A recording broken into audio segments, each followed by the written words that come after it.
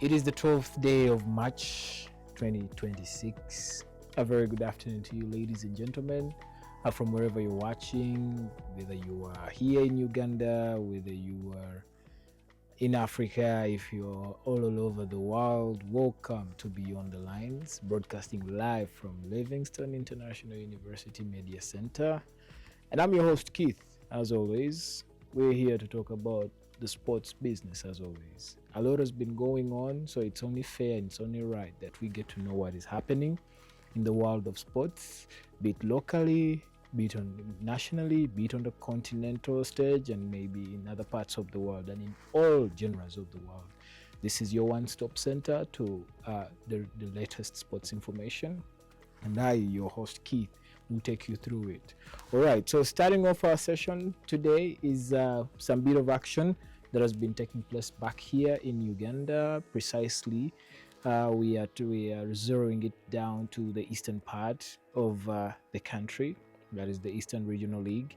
And as you notice, we are into some active football going on as of now, and so many teams are in action. Those in the regional league, and the likes of Moose College, the likes of Bugis United, Northern City Division, or what so many people would call the score. Those of Ginger, Hippos FC, Busoga United, etc., all are in action. And yesterday's games came around, and as you can see on your screen, we had quite a feisty treat of games, as you can see on your screen there, with the likes of Bugis United taking on the mighty Moose College, who happen to be the table leaders of this league. And you would expect a quite tight battle between the two teams, seeing that both of them have been in good form of recently. But of course, in a game of football, there's always one winner and there's a learner, not a loser. So Amos edging Bugis United in a hotly contested affair at the Gangama football grounds, that is here in Mbale City, that is Northern City Division, ensuring that they maintain their grip at the top of the summit, and leaving question marks for Bugis United to see what went wrong. Where are the errors being made? What happens next? So in the other game that was played, we had Iganga Young FC, that is the team from Iganga, edging Northern City Division, which is also from Mbale here as well. And the other game that was played, Walukuba Corporate, that's from Ginger City, also winning their game against Mbale Best Side, that is UCUFC. That is Uganda Christian University Football Club, and then JMC Hippos and Busoga United playing out to a 1-1 draw. Action continues today as bottom of the table United, the Army side, taking on Islamic University in Uganda soccer team here in Mbale City. The game is to be played at the IU grounds. That will be at 4 p.m. and we wait to see what is going to transpire of that game, and get realized that the league is becoming very competitive, and so everybody is looking out to see that they earn themselves a shot at promotion to the FUFA big league that is come next season. So we wait and see what's going to happen as things transpire. So as you can see the table standings, honestly, you're going to see that Moose College is showing that they are in need of this promotion, because they lead the table with 34 points, obviously. Then UCU comes in second. Now, if you look at the gap between Moose College and UCU FC, you get realize it's quite big. So the other teams have a lot to do when it comes to showing that they are in need of promotion. So Moose College leading the table with 34 points, and then we're having UCU coming in second with 21 points. Northern Division FC coming in out of 12, earning themselves 17 points as of now. And then Walukuba Corporate also coming through in the fray of things, having amassed 17 points as well. And then Busoga United making the top 5 with 16 points. Then we're having Iganga Young coming through with 15. IU, who is in action today, coming in also with 14 points as well. And then Bugis United, who lost to table leaders, that's Amos, with 12 points. Busia Young with 10. JMC Hippos coming in with 9 points. And then the drop zone having Bondwa Victoria FC and United with 6 and 3 points respectively. So that is how things are standing in the Eastern Regional League. Everyone is looking out to get a promotion, but this back here it is quite competitive. Though you might see the gap between first and second, but we are still into the season, so things can change. You never know. So away from the regional league, you get to realize that a lot of action has been going on in the world of football. And we'll talk about the FUFA Big League. So we've been in action for quite some time now. And as you can see on your screen there, you will see results coming in from match day 18. And of course, relegation threatened side, that is Citadel FC from Bugorobi, winning their game against Paida Black Angels. Things are not looking good for the Northern Best side, but wait and see, because the season is still young, but we're into the business end of things. And then the other game that was played on the eve of Women's Day, that is the game between Wakiso Giants and Mbale Heroes. Things are not looking good for the Mbale Best side as they lost to Wakiso Giants. That was at the Ham Stadium in Nachipupo. And if you continue, as you scroll down, you get to realize that so many teams were in action as well the next day, that is Women's Day. So Bunyarugugu obviously coming through, drawing the game against Little Bright Stars. Karo Karunji winning a game finally against the Young Elephants. Iganga United and Black Spur playing out to a stalemate, that is 0-0. And then to Gazese from Bitiana losing out to the table leaders, that is Chigezi Homeboys. Chinda Boys FC obviously coming through with a win against Nebi Central. And then the final game of action that saw Bale Best side Kataka edging Arua Best side Ondo Paraka Football Club. So we are into the business end of things, and you get to realize that everyone is looking to secure their position. And as things get heated up, because you get to realize that teams are now looking at gaining promotion to the Star Times Uganda Premier League. The onus is on them to see what they can do as the season continues. Now, if you look at the table standings, it is quite competitive at the top, and then at the bottom, things do not look good. So the table, as you see the table there, we have Kigezi Homeboys leading the log with 32 points, and being the only team to have won an away game during this match day against Tugazese, that is from Mitiana. So Chigezi Homeboys leading with 32 points, Black Spur coming in at second with 30, Tugazese with 29 points, and then Paida Black Angels making the top four with the 29 points as well. So like I said, it has become competitive, because if you look at the gap between first, second, and third and fourth, you'll see that this is quite the competition. So Kataka comes in with 28 points, Young Elephants Academy coming in with 27 at 60th. Then at 7th we have Solito Bright Stars Football Club coming in with 26 points. Bunyarugugu make the top 8 with 26 points as well. Chinda Homeboys coming in with 24, and Iganga United making the top 10 with the 24 points respectively. Wakiso Giants coming in at 11th with 22, Nebi Central with 21, Karo Karunji with 21, Citadel with 19, Onduparaka comes in at 15th, and then bottom of the log is Mbale Heroes with 17 points. So we wait to see what's going to happen as things get into the busy end, because this is the FUFA Big League. Everyone is looking for promotion, everyone is looking for survival, and we're in the second round. So you expect to see things being very, very, very competitive.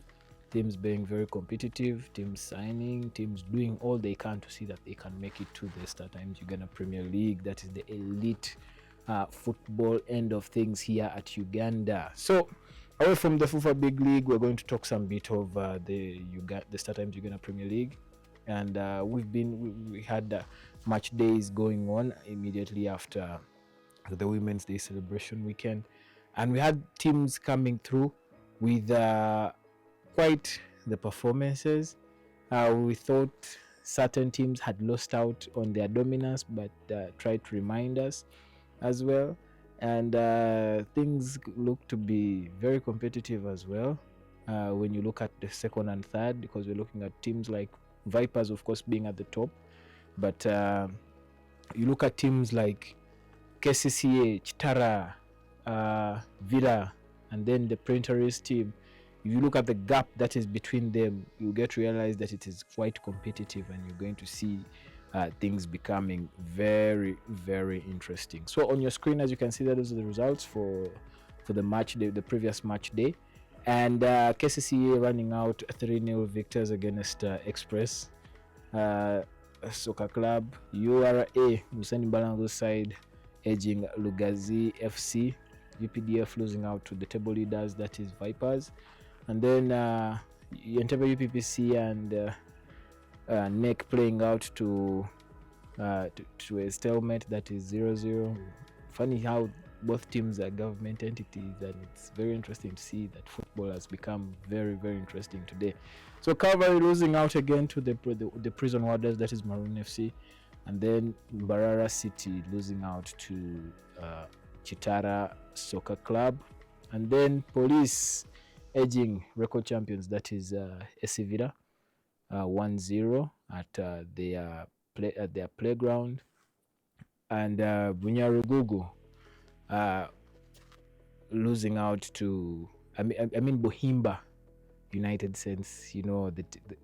Coming from the same side, you can mean to confuse both teams, so that's on me. So they won their game. They lost their game to Maroons, and then UPPC playing out to a stalemate as well. So if you are to look at the table standings, you'll see that Vipers is leading the log with quite a show, and it's becoming very, very, very, very, very interesting. And for the lovers of Ugandan football, you get to see that ever since the format were kind of changed, this was what we were missing out. So as you can see on the summit, we are having Vipers with 47 points, Chitara coming in at second with 43, KCCA with 42, Soccer Club Villa coming in with 38, Entebbe UPPC coming in with 35, Police making the top 6 with 35 as well, NEC coming in with 31 points, Bull coming in with 29, Maroons 25, URA 22, Express coming in at 11 with 20, Lugazi FC 18, Mbarara City, Mwine Packers Boys with 15 points, and then Bohimba United Saints coming in at 15. Then the drop zone is having UPDF, those are the Army Boys, and Cavalry with 5 and 13 respectively. Things are shaping up. You're going to see very, very, very interesting matchups in the second leg, and who knows, we wait to see what's going to happen, honestly, because we are lovers of the game. We are here for football. We are all in for the love of the game. So away from Ugandan football, we talk about some bit of sport, but more to do in the basketball league.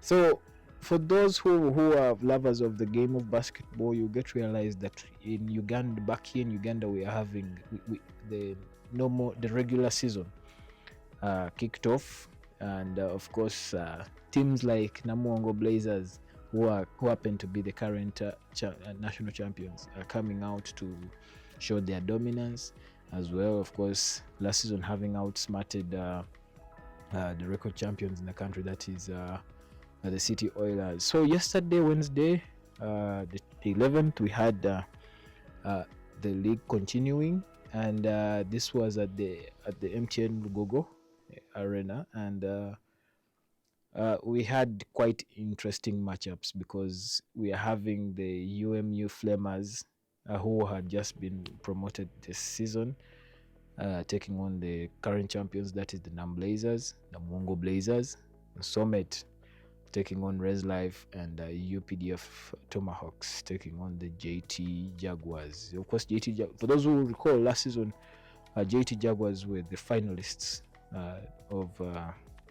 They made it to the top and qualifying for the playoffs, but of course losing out to City Oilers. So those are the results, as you can see on your screen there.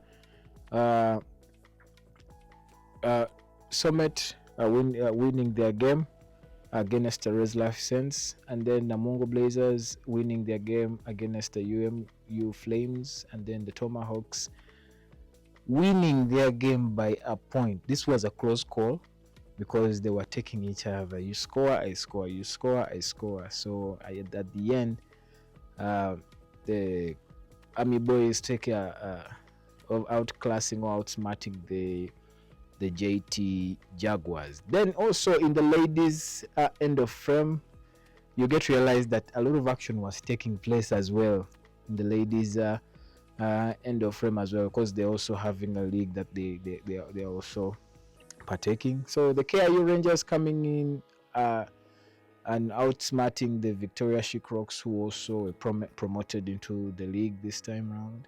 And then the UPDF Lady Tomahawks losing out to the Lady JT Jaguars, and then the Miracle Eaglets also losing out to KCCA Leopards as well. So action continues this Friday, and we hope to see things taking center stage when it comes to issues basketball back here in the NBL. And I would really suggest that you watch these games because they are quite interesting matchups. These are very interesting teams, and more action is yet to come your screen. So away from basketball, we're going to talk some bit of running, and as the country was marking the International Women's Day, one of our star athletes in the names of Jacob Kiplimo was representing this country and making sure that our flag was flying high. And as God would want it, because we want people who win, and God always loves people who put in the work. Of course, Jacob Kiplimo winning the Lisbon half marathon at a record time of 57 minutes and 10 seconds. That is quite the record, honestly. You get to realize that Kiplimo has been in more events in the previous years, but sometimes he would come out short.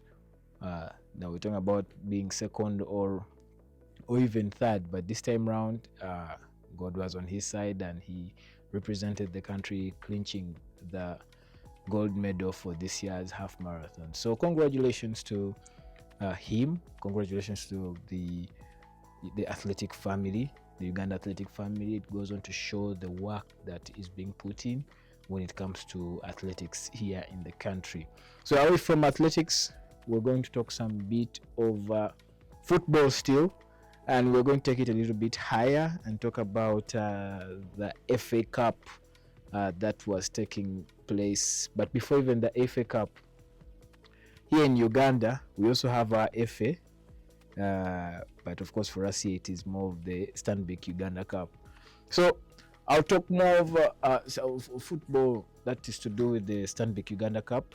And action did go down before Women's Day. And as you can see on your screen there, we are having the fixtures for the round of 16 that is to be played on the 16th and the 18th. That will be next week, and the matchups are very interesting because when you look at a game between AC Villa and Maroons, it is going to give you quite the showpiece. And then NEC is yet to take to take on either Lugazi FC or Police FC, and then KCCA will be taking on Duparaka, and then Chigezi Homeboys will be taking on Happy Boys will be taking on 6 o'clock FC, which has surprised so many. Chitara and Bunyarugugu coming through, and then Express will be taking on Red Doves, and then Vipers will be playing Iganga United, and then Nyora will be playing Topa United FC. That will be in the Stanbic Uganda Cup competitions 2026. So we wait to see what's going to happen in one of Uganda's biggest cup competitions, because it brings about teams from various parts of the country, and yeah, things are looking good, as you can see, and it's shaping up because we are now into the round of 16, or what we'd call the final 16 teams to be playing in this competition. So away from the Stanbic Uganda Cup, we're going to talk about some bit of the FA Cup. And over the weekend we had action taking place for the FA, that is in England. And for the lovers of the game, you get to realize that, you know, action at the FA Cup was very, very, very interesting, because we saw teams coming out and showcasing talent, scoring goals, you know, making play-ups that we least expected. But then in the FA Cup we had the likes of Wrexham, the likes of Chelsea, the likes of Arsenal, the likes of Mansfield, the likes of Liverpool. All those are taking up in the action, and as you can see on your screen there, things were very tight, and those are some of the results that came about. And as you can see on your screen there, we have the quarterfinal stage set now. Of course, we'll be having a big one that is between Manchester City and Liverpool. That is to be played in in Manchester, and then Chelsea will be hosting Port Vale as well, and then Southampton will be playing Arsenal, and then West Ham United will be taking on Leeds United. So we're into the business end of things, and yeah, it's getting interesting. We want to see who is going to lift this year's edition of the FA Cup, and who is who, honestly speaking. Away from the FA Cup, we had no Premier League action this previous weekend because of the FA Cup, and we hope to have some action come through again. So away from the FA Cup, we'll take it a little bit notch higher and reflect on the UEFA Champions League. We had the league phase climax, and teams qualifying for the playoffs, while also having the best 8 coming through to the round of 16. So action kicked off this week with the round of 16 clash. That is the teams like Arsenal, Madrid, Real Madrid, the two Madrid teams, that is Real Madrid and Atletico Madrid, Chelsea, PSG, who are the current champions, Bodo Glimt, who have shocked so many people, Sporting CP, all taking part in the round of 16 tie. And a lot of action came through, obviously, with teams showcasing their might. So on Tuesday we had Galatasaray taking on Liverpool, and I don't know what is happening to Liverpool this season, but honestly speaking, things are not looking good on their side. Honestly, is it the tactics or what? So they lost that game to Galatasaray, and then Atlanta was thumped heavily by competition favorites, that is Bayern Munich, 6-1, and then Atletico also thumping Tottenham 5-2 at the Wanda Metropolitano, and then the shocker, that is between Newcastle and Barcelona, playing out to a 1-0 draw here in England. And then Wednesday saw us have Arsenal and Bayer Leverkusen playing out to a 1-0 draw. And then Bodo Glimt continuing their superb form in the UEFA Champions League with a 3-0 win over Sporting CP. Paris Saint-Germain thumping Chelsea 5-2. And then Real Madrid outclassing Manchester City 3-0. Action returns in the second leg of the round of 16 to determine who is going to proceed to the quarter final stage of this competition, because it is getting very, very, very hot, as you can see. And we hope to see who is going to lead in the next phase of football, and that is come the second leg. Okay, so away from matters to do with football, let's talk some bit of Formula One. Like I told you last week, the Formula One calendar had rolled out, and things looked very interesting, because you look at so many teams coming in, the likes of Mercedes, Ferrari, Red Bull, Aston Martin, McLaren, Audi, all those coming in to compete for the Drivers' Championship and the Constructors' Championships, obviously. So last week we opened up the Formula One calendar with a date at the Australian Grand Prix, that is in Australia. And as you can see on your screen there, that is the current table standings, because George Russell surprised everyone by clinching the 2026 Australia Grand Prix.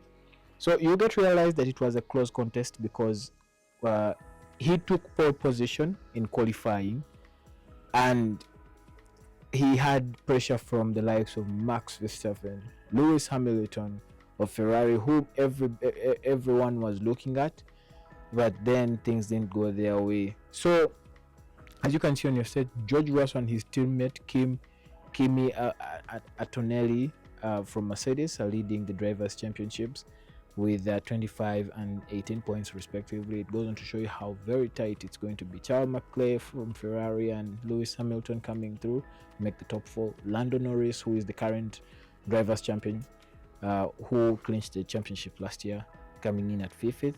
Max Verstappen of Red Bull Racing coming through with 6th. Oliver Burnham of Haas. Elvid Libbard of Racing Bulls coming through, and then Gabriel Bartolo of Audi coming in. Pierre Gasly of Alpine Racing Crew coming through at 10th. That is the top 10. So Esteban Ocon of Haas Racing, Alexander Albon of Williams, and then Liam Lawson, that is Max Verstappen's colleague at Red Bull Racing. And then Franco Calpani of Alpine, Carlos Sainz. Yeah, Carlos Sainz, we've not seen, we are yet to see good for the best of Carlos Sainz this season. So wait and see. Sergio Perez coming in as well, shifting to Cadillac. And then Aston Martin looks like things are not good for them, because Lance Stroll and Fernando Alonso come from coming in as well. So Valtteri Bottas, who was formerly of Red Bull, shifting now to Cadillac, and then Ishak and Oscar Piastri of Red Bull Racing and McLaren respectively, and then Nico Hülkenberg. I think this is affiliation to another legend in the game of Formula One, that is Nico Rosenberg, coming in last there.